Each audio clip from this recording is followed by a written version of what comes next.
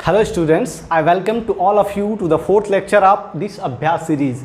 तो नए व्यूअर को मैं बता दूं कि अभ्यास सीरीज क्या है। अभ्यास सीरीज में क्या है कि हम इम्पॉर्टेंट चैप्टर्स के इम्पॉर्टेंट जो टॉपिक होते हैं, जो इम्पॉर्टेंट चैप्टर्स के मोस्ट इम्पॉर्टेंट टॉपिक होते हैं उनको डिस्कस करते हैं। तो आज चौथे लेक्चर में हमारा जो टॉपिक है वो है hydrogen bonding, means concept of hydrogen bonding. कि हम यहाँ देखेंगे कि हाइड्रोजन बॉन्डिंग होता क्या है, हाइड्रोजन बॉन्डिंग होने के लिए कंडीशंस क्या है, क्या कहीं भी हाइड्रोजन और एक मोर इलेक्ट्रोनेगेटिव एटम दिखे तो उसमें हाइड्रोजन बॉन्डिंग हो जाएगा। ये सारी बातें हम इस वीडियो में डिस्कस करने वाले हैं। ठीक है, तो चलो शुरू करते हैं। क्या है टॉपिक है हमारा हाइड्रोजन बॉन्डिंग। तो फर्स्ट ऑफ ऑल कि हाइड्रोजन बॉन्डिंग क्या होता है। तो हाइड्रोजन बॉन्डिंग एक तरह का इलेक्ट्रोस्टैटिक अट्रैक्शन होता है। ये electrostatic force between covalently bonded hydrogen atom and an electronegative atom. देखो क्या है, जो हाइड्रोजन बॉन्डिंग है एक तरह का इलेक्ट्रोस्टैटिक अट्रैक्शन होता है। किसमें? हाइड्रोजन और मोर इलेक्ट्रोनेगेटिव एटम के बीच। अब मोर इलेक्ट्रोनेगेटिव एटम पे ध्यान दो। मोर इलेक्ट्रोनेगेटिव होने का मोर इलेक्ट्रोनेगेटिव एलिमेंट पे भी एक कंडीशन है कि उसका साइज क्या होना चाहिए, छोटा होना चाहिए। हम वो सब पढ़ेंगे मेन कंडीशंस में कि हाइड्रोजन बॉन्डिंग होने के लिए हमारा मेन कंडीशन क्या है। तो यहाँ पे हमने जाना कि जो हाइड्रोजन बॉन्डिंग होता है वो एक इलेक्ट्रोस्टैटिक अट्रैक्शन होता है between covalently bonded hydrogen atom. जो हाइड्रोजन एटम है ना वो कोवैलेंटली बॉन्डेड होना चाहिए, न कि मान लो आयनिक बॉन्डिंग नहीं होना चाहिए, कोवैलेंटली बॉन्डेड होना चाहिए किसी एटम से। क्या मेन कंडीशन में देखेंगे किस एटम से वो बाइंडेड होना चाहिए। And A more electronegative atom, याद कर लो FON, जो हमारा मेन कंडीशन है हाइड्रोजन बॉन्डिंग होने के लिए। जो मोर इलेक्ट्रोनेगेटिव एटम है वो है FON यानी FON फोन। देखो क्या है कि जो हाइड्रोजन बॉन्डिंग है, जैसे मान लो एक कोई मॉलिक्यूल है HX, कोई मॉलिक्यूल है XH या HX मान लो, ठीक है। ये हाइड्रोजन बॉन्ड बनाता है किससे? Y से। Y यहाँ पे क्या है? मोर इलेक्ट्रोनेगेटिव एटम FO या N। और Cl के केस में भी हाइड्रोजन बॉन्डिंग हो सकता है, लेकिन उसको हम लोग नेग्लेक्ट कर देते हैं। देखो ये भी मोर इलेक्ट्रोनेगेटिव एटम है, ठीक है, लेकिन मेन कंडीशन क्या है कि जो ये मोर इलेक्ट्रोनेगेटिव एटम होना चाहिए उसका साइज छोटा होना चाहिए। लेकिन यहाँ पे जो क्लोरीन का साइज है वो बड़ा है, इसलिए वहाँ पे हाइड्रोजन बॉन्डिंग को हम नेग्लेक्ट कर देते हैं। जो मेन हाइड्रोजन बॉन्डिंग होती है वो FO और N के केस में ही होता है। ठीक है, तो हमने जान लिया कि हाइड्रोजन बॉन्डिंग क्या होता है। ये फॉर्म नहीं होता आयनिक कंपाउंड में। Hydrogen bonding can not form in ionic compounds, ठीक है, only form in covalent bonded hydrogen. ठीक है, वेरी वीक बॉन्ड। ये जो हाइड्रोजन बॉन्ड होता है, मैक्सिमम बच्चों को मैं देखता हूँ उनके मन में एक डाउट होता है कि हाइड्रोजन बॉन्ड बहुत स्ट्रांग बॉन्ड है,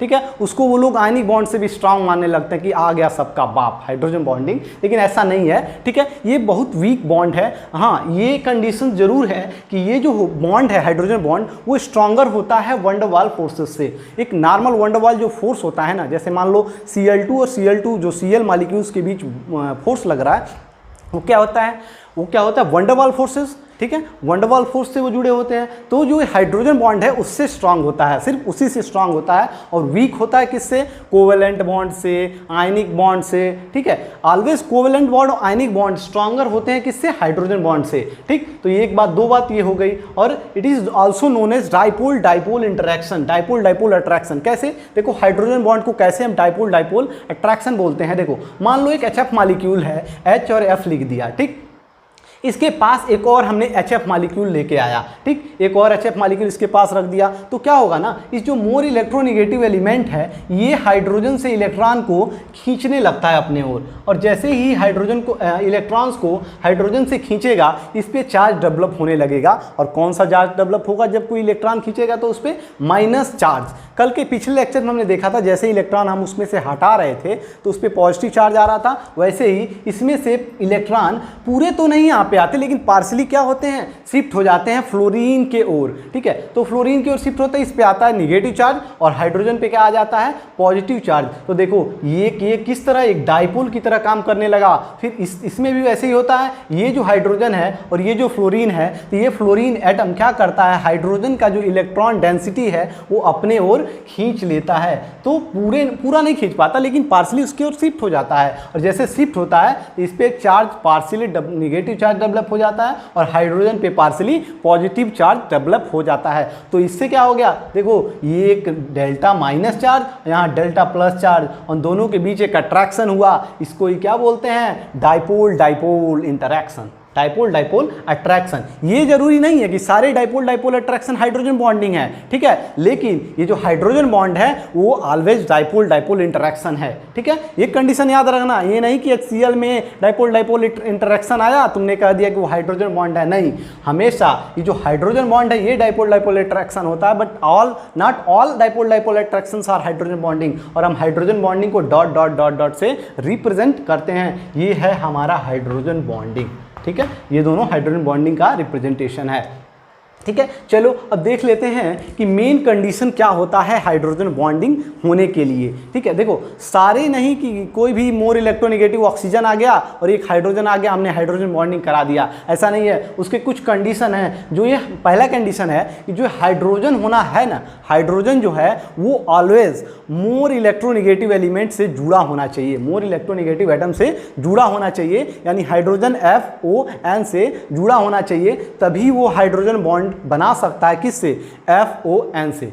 देखो हाइड्रोजन FON से जुड़ा भी होना चाहिए, और जो हाइड्रोजन बॉन्ड बनाएगा वो भी किससे बनाएगा, FON से। ठीक है, जैसे फॉर एग्जांपल, जैसे मान लो पहले H2O देख लो। ठीक, H2O का जो ये हाइड्रोजन है ना वो किससे जुड़ा हुआ है, ऑक्सीजन से जुड़ा हुआ है। दिख रहा है, नहीं दिख रहा है क्या, चलो ये देख लो बस, ये जो ऑक्सीजन है ये H2O का, ये किससे, हाइड्रोजन से क्या है, जुड़ा हुआ है, कोवैलेंटली बॉन्ड। तो ये फिर जो अगर अगला मॉलिक्यूल हम कोई लाते हैं H2O, ठीक है, H2O कोई लाते हैं तो ये इसके साथ एक हाइड्रोजन बॉन्डिंग बना लेगा। ये जो हाइड्रोजन है इस ऑक्सीजन से क्या बना लेगा, हाइड्रोजन बॉन्ड बना लेगा। क्यों, क्योंकि एक कंडीशन देखो, हाइड्रोजन जुड़ा होना चाहिए मोर इलेक्ट्रोनेगेटिव एलिमेंट से, एंड देन ये हाइड्रोजन बॉन्ड बनाएगा किससे, मोर इलेक्ट्रोनेगेटिव एलिमेंट से। तो ऑक्सीजन से बॉन्ड बना रहा है ये हाइड्रोजन, और इस पर चार्ज डेवलप हो गया डेल्टा पॉजिटिव, इस पर चार्ज डेवलप हो गया डेल्टा निगेटिव। इस तरह रिप्रेजेंट कर देना आप हाइड्रोजन बॉन्डिंग को। ठीक है, चलो लेकिन देखो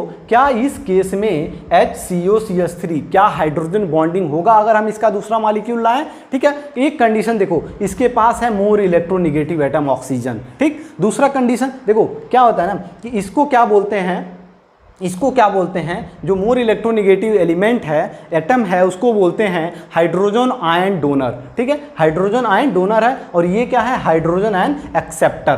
ठीक, हाइड्रोजन आयन एक्सेप्टर। ठीक है, चलो तो क्या है कि देखो ये जो हाइड्रोजन है ना ये मोर इलेक्ट्रोनेगेटिव एलिमेंट से नहीं जुड़ा है, ये कार्बन से जुड़ा है। तो अगर कोई दूसरा इसका मॉलिक्यूल लाएं,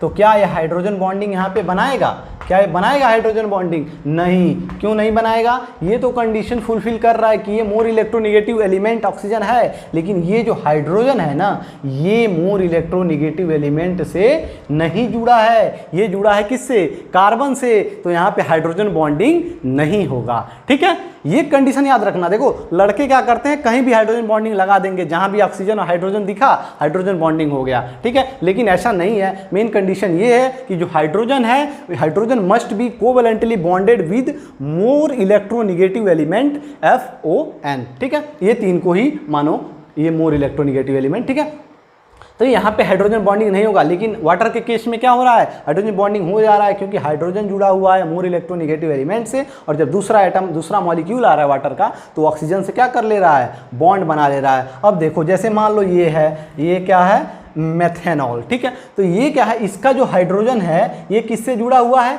ऑक्सीजन से। तो ये कंडीशन फुलफिल हो गया कि hydrogen must be attached to the more electronegative element. तो मोर इलेक्ट्रो, और जब इसका दूसरा अगर मॉलिक्यूल कोई आएगा, दूसरा मॉलिक्यूल जैसे ही आएगा, तो यहाँ पे ये दोनों क्या कर लेंगे, हाइड्रोजन बॉन्ड बना लेंगे, एक हाइड्रोजन बॉन्ड बना लेंगे। इसीलिए देखो मेथेनॉल में क्या होती है, हाइड्रोजन बॉन्डिंग होती है। चलो अब दूसरा कंडीशन, पहले कंडीशन की बात कर लिया हमने कि hydrogen must be attached to the most electronegative element या more electronegative element. And second condition is atomic size of electronegative element क्या होगा, मस्ट बी या शुड बी स्मॉल होना चाहिए। जैसे मान लो नाइट्रोजन हो गया, इसी से तीन ही एलिमेंट को ले रहे हैं, तीन ही एटम को ले रहे हैं, या तो नाइट्रोजन और ऑक्सीजन और फ्लोरीन। जो इनका साइज का जो ऑर्डर होता है, सबसे बड़ा होता है नाइट्रोजन, फिर होता है ऑक्सीजन एटम, फिर होता है फ्लोरीन एटम। ठीक है, ये होता है। और इलेक्ट्रोनेगेटिविटी का ऑर्डर क्या है, फ्लोरीन सबसे ज़्यादा इलेक्ट्रोनेगेटिव, फिर ऑक्सीजन, फिर नाइट्रोजन। फ्लोरीन का होता है 4.0, ऑक्सीजन का होता है 3.5 और नाइट्रोजन का कितना होता है 3। तो ये साइज का ऑर्डर है। साइज का ऑर्डर क्या है NOF और इलेक्ट्रोनेगेटिविटी का ऑर्डर क्या है FON। ठीक है, चलो तो ये इसीलिए हमने Cl को नेग्लेक्ट किया था। जो Cl है इसमें भी हाइड्रोजन बॉन्डिंग पॉसिबल है, लेकिन वो इतना वीक है कि हमने उसको क्या कर दिया था, नेग्लेक्ट कर दिया था। तो हमने सिर्फ FO और N के केस में हाइड्रोजन बॉन्डिंग को माना है। ठीक है, इसीलिए क्योंकि इसका साइज बहुत बड़ा होता है, साइज बड़ा होता है इसलिए हाइड्रोजन बॉन्डिंग इतना वीक हो जाता है कि हमको नेग्लेक्ट करना पड़ता है।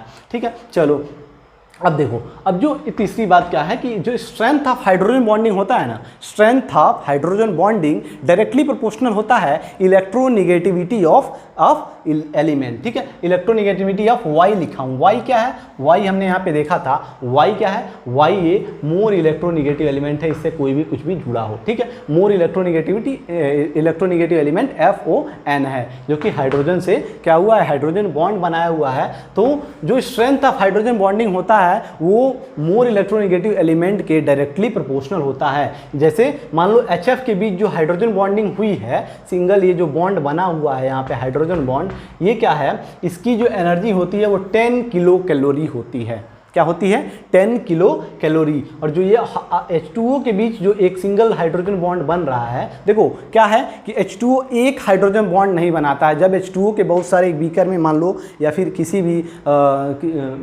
जब हाइड्रोजन के मॉलिक्यूल एक में रहते हैं तो क्या होता है, एक नहीं कि एक ही हाइड्रोजन बॉन्ड बन रहा है, यहाँ पे चारों ओर से H2O के मॉलिक्यूल इसको घेरे रहेंगे। ठीक है, तो जो एक H2O मॉलिक्यूल है ना, वो 4 हाइड्रोजन बॉन्डिंग बना सकता है। कैसे हाइड्रोजन बॉन्डिंग बनाएगा, चलो देख लेते हैं, ये भी देख लेते हैं। चलो ये क्या है, एक H2O मॉलिक्यूल हमने क्या कहा कि 4 हाइड्रोजन बॉन्डिंग बना सकता है। कैसे, देखो जैसे मान लो यहाँ पे एक H2O मॉलिक्यूल हमने बना लिया। ठीक, एक H2O मॉलिक्यूल बना लिया हमने। ठीक है, और यहाँ से ये अगर दूसरा मॉलिक्यूल आया H2O का तो एक हाइड्रोजन बॉन्डिंग ये वाला हाइड्रोजन बना लेगा, एक हाइड्रोजन बॉन्डिंग ये वाला हाइड्रोजन बना लेगा। किससे जुड़ के, मोर इलेक्ट्रोनेगेटिव एलिमेंट से जुड़ के। ठीक है, और जो इसके 2 लोन पेयर होते हैं ना यहाँ पे, ये भी अगले वाले हाइड्रोजन से जुड़ के हाइड्रोजन बॉन्डिंग बनाते हैं। देखो कैसे, ये ऑक्सीजन से नहीं, हाइड्रोजन से जुड़ेगा, यहाँ पे O, यहाँ पे।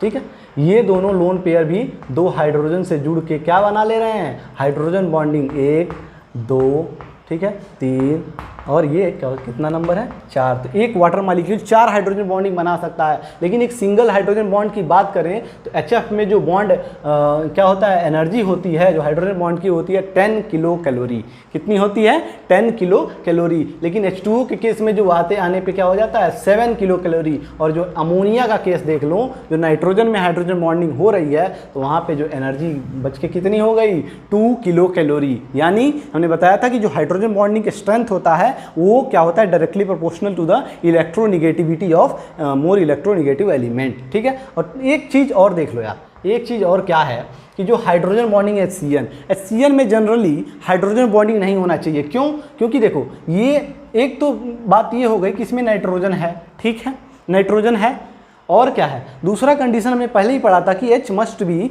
Covalently bonded with more electronegative element या एटम। ठीक है, बट यहाँ पे जो हाइड्रोजन है ना, ये जो हाइड्रोजन है वो कार्बन से जुड़ा हुआ है। अभी हमने पढ़ा था कि जो हाइड्रोकार्बन है वो उससे वहाँ पे हाइड्रोजन बॉन्डिंग नहीं हो रही थी, यहाँ पे HCOCH3 में।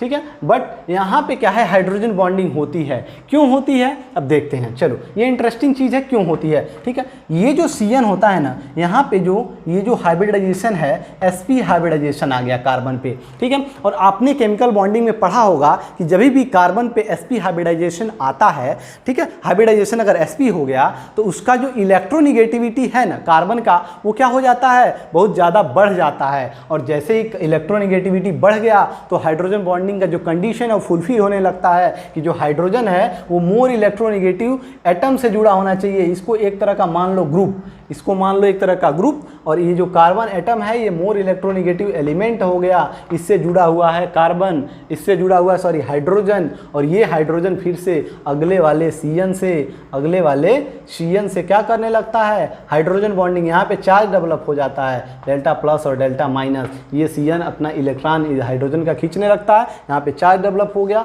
अगला मॉलिक्यूल जैसे आएगा तो यहाँ पे हाइड्रोजन के साथ क्या कर लेगा, हाइड्रोजन बॉन्ड बना लेगा। ठीक है, चलो इतना सारा देख लिया हमने, हाइड्रोजन बॉन्डिंग का डेफिनेशन देख लिया, हाइड्रोजन बॉन्डिंग किस में बनेगा किस में नहीं बनेगा, क्या एटम होने चाहिए, मेन कंडीशंस देख ली हमने कि हाइड्रोजन बॉन्डिंग का मेन कंडीशंस, ये सबसे इंपॉर्टेंट है यार। पहला कि हाइड्रोजन ये must be covalently bonded with more electronegative element, यहाँ पे एक्सेप्शन आ रहा है सी का, बट ये एक्सेप्शन का एक रीज़न है क्यों आ रहा है, क्योंकि ये हाइड्रोजन बॉन्डिंग के कंडीशंस को फुलफिल कर दे रहे हैं, और ये सारी चीज़ें याद रखना। ठीक है, तो चलो यार हमने पढ़ लिया हाइड्रोजन बॉन्डिंग। अब देखेंगे हम कि टाइप ऑफ हाइड्रोजन बॉन्डिंग, मतलब हाइड्रोजन बॉन्डिंग कितने टाइप के होते हैं। ठीक, सबको पता है कि हाइड्रोजन बॉन्डिंग 2 टाइप्स के होते हैं। 2 टाइप के कौन कौन से, एक होता है इंटरमॉलिक्यूलर हाइड्रोजन बॉन्डिंग और दूसरा होता है इंट्रामॉलिक्यूलर हाइड्रोजन बॉन्डिंग। देखो ये वर्ड ध्यान रखना, इंटर और इंट्रा एक ही डिफरेंस है, इंटर है, ये क्या है,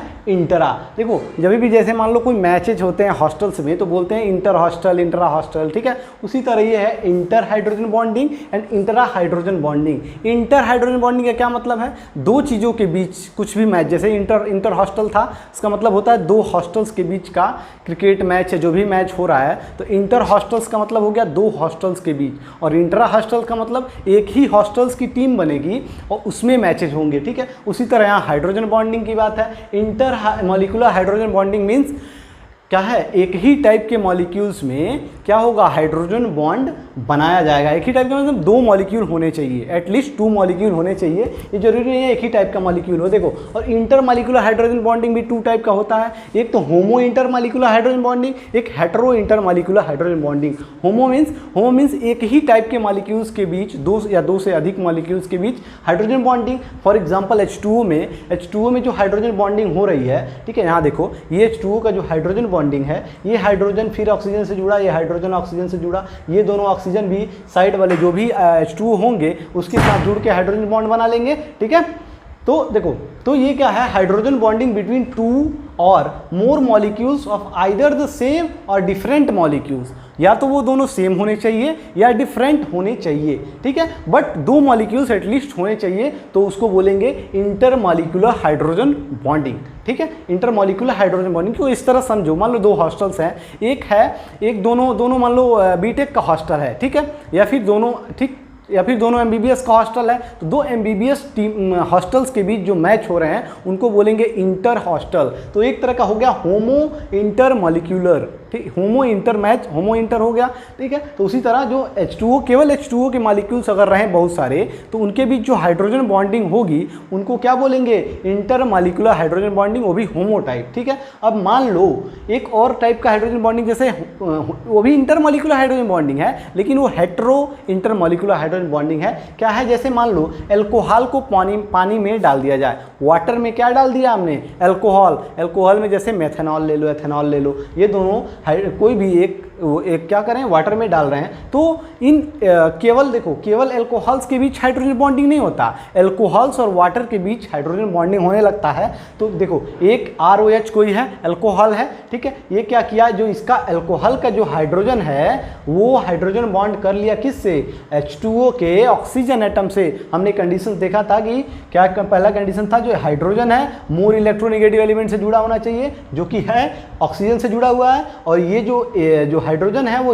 हाइड्रोजन बॉन्ड किससे बनाएगा, मोर इलेक्ट्रोनेगेटिव एलिमेंट से, तो ये जुड़ा हुआ है, तो यहाँ पे हाइड्रोजन बॉन्डिंग सब कंडीशंस फुलफिल करता है, इसलिए हाइड्रोजन बॉन्डिंग होगा। फिर जो वाटर का मॉलिक्यूल हाइड्रोजन एटम है ना, ये फिर से अल्कोहल के ऑक्सीजन एटम से क्या कर लिया, हाइड्रोजन बॉन्ड बना लिया। तो देखो ये क्या है, अलग अलग मॉलिक्यूल हैं, ये अल्कोहल है, ये क्या है, वाटर है, अल्कोहल वाटर के बीच हाइड्रोजन बॉन्डिंग हो रही है, फिर ये हम वाटर अल्कोहल के साथ कर लिया, फिर अल्कोहल वाटर के साथ कर लिया, अल्टरनेट हमने हाइड्रोजन बॉन्डिंग करा दिया। तो इसको बोलेंगे, क्या बोलेंगे, हेट्रो इंटरमॉलिक्यूलर हाइड्रोजन बॉन्डिंग। ठीक है, हेट्रो इंटरमॉलिक्यूलर हाइड्रोजन बॉन्डिंग हो गया। और यहाँ पे ये एक चीज़ देख लो, ये जो वाटर मॉलिक्यूल है, ये 4 कैसे हाइड्रोजन बॉन्डिंग यहाँ पे भी दिखाया गया है कि ये जो ऑक्सीजन हाइड्रोजन है, ये एक ऑक्सीजन से जुड़ जाएगा नीचे, ये भी हाइड्रोजन एक ऑक्सीजन से जुड़ जाएगा, दूसरा मॉलिक्यूल जो भी आएगा वाटर का उसमें ऑक्सीजन एटम से जुड़ जाएगा, और ये दोनों हाइड्रोजन है, इसके साइड में कोई भी हाइड्रोजन आएंगे तो ये ऑक्सीजन 2 हाइड्रोजन से अटैच हो जाता है।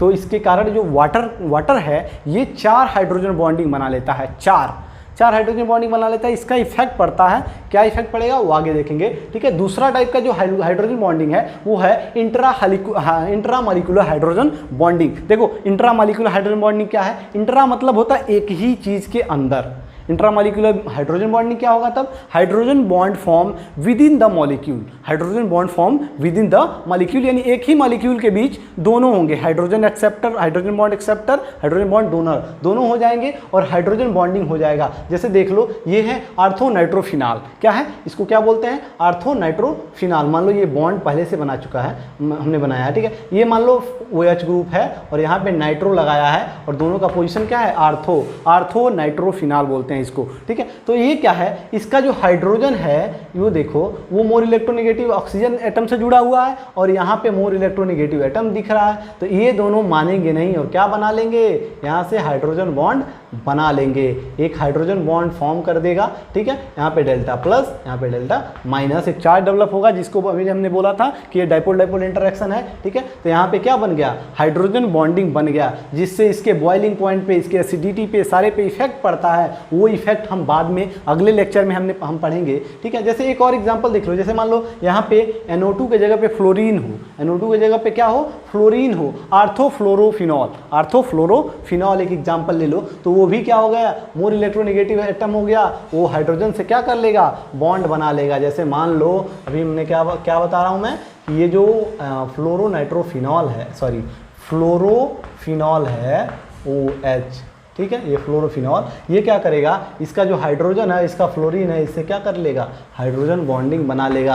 और देखो एक ही मॉलिक्यूल है, एक ही मॉलिक्यूल के बीच हाइड्रोजन बॉन्डिंग बन रहा है, जिसको क्या बोलेंगे, इंटरामॉलिक्यूलर हाइड्रोजन बॉन्डिंग। तो याद रखो, इंटरमॉलिक्यूलर हाइड्रोजन बॉन्डिंग होने के लिए एटलीस्ट 2 मॉलिक्यूल्स होने चाहिए, या तो सेम मॉलिक्यूल हो या तो डिफरेंट मॉलिक्यूल्स हो। सेम मॉलिक्यूल्स दो या दो से अधिक होने चाहिए। और इंट्रामॉलिक्यूलर में क्या है, एक ही मॉलिक्यूल के बीच, एक ही मॉलिक्यूल के अंदर वो हाइड्रोजन बॉन्ड बनेगा, दूसरा एटम, दूसरा मॉलिक्यूल इसका नहीं आना चाहिए, तो वहां पे बोलते हैं इंट्रामॉलिक्यूलर हाइड्रोजन बॉन्डिंग। ठीक है, आज इस लेक्चर में इतना ही। अब अगले लेक्चर में देखो हाइड्रोजन बॉन्डिंग थोड़ा सा लंबा खींच जाएगा अगर पूरा वीडियो बनाए तो। ठीक है, तो दूसरे लेक्चर में हम लेके आएंगे, जिसमें क्या बताएंगे हम कि हाइड्रोजन बॉन्डिंग का क्या इफेक्ट पड़ता है, कैसे सॉल्युबिलिटी बढ़ती घटती है, कैसे विस्कोसिटी चेंज होता है, कैसे सरफेस टेंशन बढ़ता है, एसिडिटी पे क्या इफेक्ट पड़ता है। ठीक है, तो ये हाइड्रोजन बॉन्डिंग के इफेक्ट हो जाते हैं। हाइड्रोजन बॉन्डिंग होने से क्या होता है, जो नॉर्मल कंडीशंस होती हैं वो एबनॉर्मल बन जाती हैं। जैसे एक एग्जांपल देख लो, जैसे एक हो गया H2O,